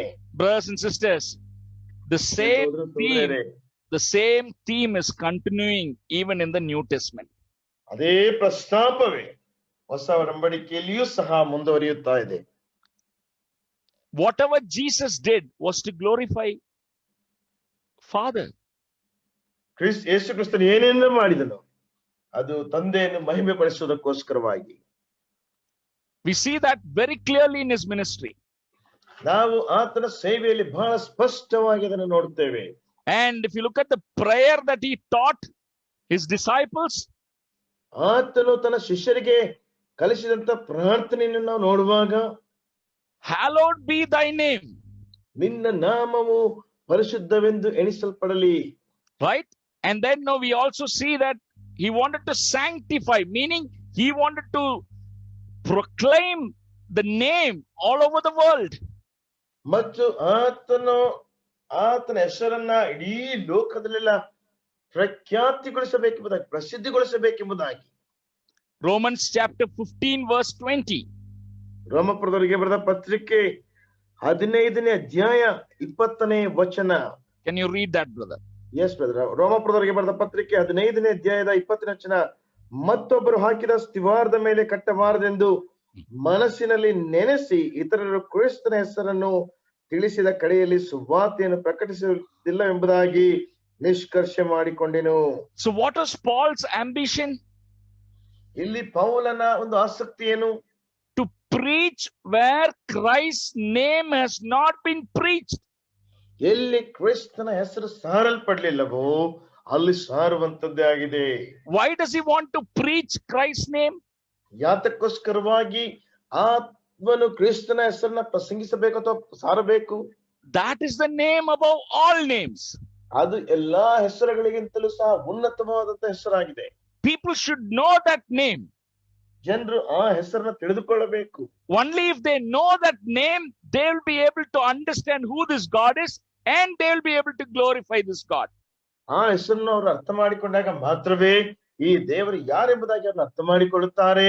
ಅವ್ರ ಅರ್ಥ ಮಾಡಿಕೊಂಡಾಗ ಮಾತ್ರವೇ ಆತನನ್ನು ಮಹಿಮೆ ಪಡಿಸಲಿಕ್ಕೆ ಸಾಧ್ಯ. Brothers and sisters, I will send these verses to Brother Hezekiel. He can actually circulate it through WhatsApp so that you can refer those verses. ಈ ವಚನಗಳನ್ನ ನಾನು ಸಹೋದರ ಹೆಜ್ಕೇಲ್ ಅವರಿಗೆ ಕಳಿಸ್ತೇನೆ. ಅವರು ವಾಟ್ಸ್ಆಪ್ ನಲ್ಲಿ ನಿಮಗೆ ಕಳಿಸ್ತಾರೆ. ಆಗ ನೀವು ಆ ವಚನಗಳನ್ನ ರೆಫರ್ ಮಾಡಬಹುದು. So it's like, no, you need to understand the thread, the one thread that's running through the whole Bible. ನೀವು ಆ ಒಂದು ವಿಷಯವನ್ನ ನೀವು ಅರ್ಥ ಮಾಡಿಕೊಳ್ಳಬೇಕು. ಆ ಒಂದು ದಾರದ ಅಥವಾ ಒಂದು ತುದಿಯ ಮುಖಾಂತರವಾಗಿ ಇಡೀ ಸತ್ಯವೇದವೆಲ್ಲ ಅದು ಸುತ್ತಾಡ್ತಾ ಇದೆ. So you have to read the Bible using that glass. ನೀವು ಆ ಒಂದು ಪದಪ್ರಯೋಗವನ್ನು ಉಪಯೋಗಿಸಿಕೊಂಡು ನೀವು ಸತ್ಯವೇದವನ್ನು ಓದಬೇಕು. You will discover this truth that whatever God did was to receive his glory. ದೇವರು ಏನೇ ಮಾಡಿದ್ರು ಸಹ ಆತನು ತನ್ನ ಮಹಿಮೆಯನ್ನು ಪಡೆದುಕೊಳ್ಳಬೇಕುದಕ್ಕೋಸ್ಕರವಾಗಿ ಎಂಬುದಾಗಿರುವಂತಹ ಸತ್ಯಾಂಶವನ್ನ ನೀವು ಅನ್ವೇಷಿಸುತ್ತೀರಿ. Because that's his mission. ಯಾಕೆಂದ್ರೆ ಅದುವೇ ಆತನ ಒಂದು ನಿಯೋಗವಾಗಿದೆ. And you know what, brothers and sisters, that wonderful verse in the book of Revelation. ಪ್ರಿಯ ಸಹೋದರ ಸಹೋದರಿಯರೇ, ಪ್ರಕಟಣೆ ಗ್ರಂಥದಲ್ಲಿ ಅದ್ಭುತವಾದಂತ ಒಂದು ವಚನ ಇದೆ. Look at Revelation chapter 21. ಪ್ರಕಟಣೆ ಗ್ರಂಥ 21ನೇ ಅಧ್ಯಾಯವನ್ನು ನೋಡ್ರಿ. 23 and 24. 23 ಮತ್ತು 24ನೇ ವಚನ. ಪಟ್ಟಣಕ್ಕೆ ಬೆಳಕನ್ನು ಕೊಡುವುದಕ್ಕಾಗಿ ಸೂರ್ಯನಾಗಲಿ ಚಂದ್ರನಾಗಲಿ ಬೇಕಾಗಿಲ್ಲ. ಅದಕ್ಕೆ ದೇವರ ಪ್ರಭಾವವೇ ಬೆಳಕನ್ನು ಕೊಟ್ಟಿತು. ಯಜ್ಞದ ಕುರಿಯಾದ ಆತನೇ ಅದರ ದೀಪವು. ಅದರ ಬೆಳಕಿನಿಂದ ಸರ್ವ ಜನಾಂಗದವರು ಸಂಚಾರ ಮಾಡುವರು. ಭೂರಾಜರು ತಮ್ಮ ವೈಭವವನ್ನು ಅಲ್ಲಿಗೆ ತರುವರು. 24 also you read, right? Yes, brother. So there too we see the ultimate end of all that God does is to receive glory from the world. ಅಲ್ಲಿ ನಾವು ನೋಡ್ತೇವೆ ಕಟ್ಟ ಕಡೆಯದಾಗಿ ದೇವರು ಲೋಕದ ಎಲ್ಲಾ ಕಡೆಯಿಂದಲೂ ಸಹ ಮಹಿಮೆಯನ್ನು ಪಡೆದುಕೊಳ್ಳಬೇಕೆಂಬುದಾಗಿ ಅದನ್ನು ಮಾಡಿದನು. So today we looked at one aspect of missions. ಈ ದಿನ ನಿಯೋಗದ ಒಂದು ಅಂಶವನ್ನು ಅಥವಾ ಒಂದು ವಿಷಯವನ್ನು ನಾವು ನೋಡಿದೆವು. Why are we involved in mission? ನಾವು ಯಾಕೆ ನಿಯೋಗದಲ್ಲಿ ಒಳಗೊಂಡಿದ್ದೇವೆ? Because God is doing his mission. ಯಾಕೆಂದ್ರೆ ದೇವರು ತಾನೇ ತನ್ನ ನಿಯೋಗವನ್ನು ಮಾಡುತ್ತಾ ಇದ್ದಾನೆ. What is his mission? ಆತನ ನಿಯೋಗ ಏನು? To receive glory. ಮಹಿಮೆಯನ್ನು ಪಡೆದುಕೊಳ್ಳುವಂತದ್ದು. By whatever he does in the world, he wants to receive glory. ಆತನ ಈ ಲೋಕದಲ್ಲಿ ಏನೇ ಮಾಡಿದ್ರು ಸಹ ಅದರ ಮುಖಾಂತರವಾಗಿ ಆತನ ಮಹಿಮೆ ಹೊಂದಬೇಕು. Now I want to I want to finish here by showing you one small video. ಒಂದು ಚಿಕ್ಕ ವಿಡಿಯೋವನ್ನು ತೋರಿಸುವುದರ ಮುಖಾಂತರವಾಗಿ ನಾನು ಇಲ್ಲಿಗೆ ಇದನ್ನು ಮುಗಿಸಲಿಕ್ಕೆ ಇಷ್ಟಪಡ್ತೇನೆ. It is in English, but still since it is an animated video, you will be able to follow the crux of it. ಇದು English ಭಾಷೆಯಲ್ಲಿ ಇದೆ, ಆದ್ರೆ ಅನಿಮೇಟೆಡ್ ಆಗಿರೋದ್ರಿಂದ ಇದರಲ್ಲಿರುವಂತಹ ಸತ್ಯಾಂಶವನ್ನ ನೀವು ಅರ್ಥ ಮಾಡಿಕೊಳ್ಳುತ್ತೀರಿ. Let me just open that video for you. ನಿಮಗೋಸ್ಕರವಾಗಿ ಆ ವಿಡಿಯೋವನ್ನು open ಮಾಡ್ತಾರೆ. Just 1 second, please.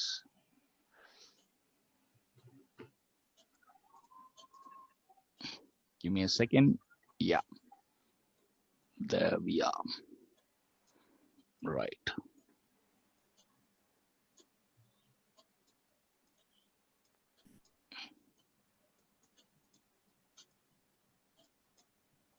Here we go.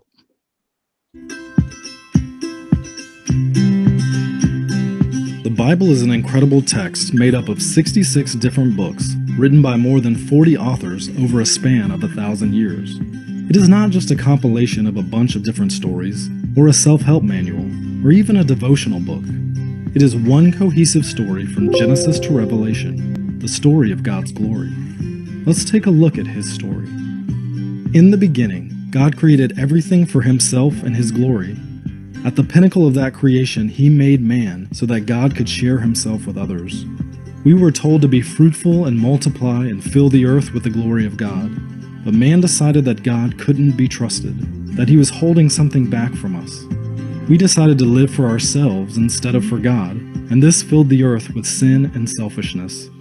The generations of man had soon gone so far off track, in fact, that God flooded the entire earth and started over with a man named Noah. When Noah stepped off the ark, God told him the same words he had told Adam: "Be fruitful and multiply and fill the earth." Once again, however, humanity looked to give itself honor instead of God.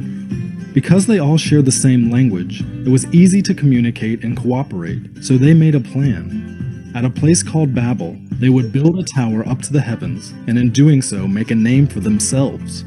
They labored to build their own kingdom rather than obey God's command. They had made the same mistake as each of the generations before them. Since mankind had ignored his message to spread his name and his glory throughout the earth, God took matters into his own hands. He scrambled the languages of the people so they could no longer communicate easily with each other. In that moment, God had formed the many different tribes and peoples of the world, so the different people groups spread to the north, the south, the east, and the west. Out of those nations, God chose a man named Abraham and made a covenant with him. God told Abraham that he would bless him and all his descendants, turning them into a great nation that would bless all the other nations. God eventually called this nation Israel, and he began to demonstrate his glory through them in many ways. He gave them a set of laws to live by, so that they could live separate and holy lives from all the other nations. In doing so, they would become his royal priests, mediating between God and man. By living out his commands in the sight of the nations, Israel would encourage people to love God and love others. God also gave Israel a special geographical place on the earth, strategically located in the middle of all other nations. It was in this promised land that Israel would be a light to all nations, showing them the path to God even in the darkness of the world. Sometimes Israel would live out this calling well, understanding God's desire to bless all of the peoples of the earth through them. Other times, though, Israel would fall into the same trap that humanity had again and again, glorifying itself rather than glorifying God. When Israel got off track, God intervened. Sometimes he raised up prophets to remind them of their mandate to bless the nations with the blessings he had given them. Other times he would discipline his people by allowing them to be taken captive by other nations. Regardless, God used Israel, even in their disobedience, to make his name great throughout the earth. But all of this was just the beginning of what God had in store. In all of its ups and downs, Israel grew hungry for a promised Messiah king who would establish an everlasting kingdom that would never be defeated. That, of course, leads us to Jesus. God sent his son Jesus to earth for 33 years to dramatically demonstrate the Father's love for both Jew and Gentile alike. Yes, he was from King David's bloodline, but his genealogy had both Jews and Gentiles in it. His first worshippers were the wise men, Gentiles from the east. Angels proclaimed that his salvation would be for all peoples. Even his baby dedication identified him as a light for revelation to the Gentiles. Time and time again, Christ reminded his disciples, who considered themselves God's favorite, that God's plan from the beginning was to bless all peoples. His life modeled this message perfectly. He became angry when the temple wasn't being used as a house of prayer for all nations. He told parables about the kingdom of God being a kingdom for all people groups. And he preached good news to Jews, Gentiles, rich, poor, educated, and uneducated alike. Jesus served Canaanites, Samaritans, Romans, and Greeks. He was and is a true Messiah for all nations. He lived a perfect life, died a perfect death, and rose again with a perfect resurrection. Then he commanded us to go make disciples of all nations, the perfect words to sum up his ministry.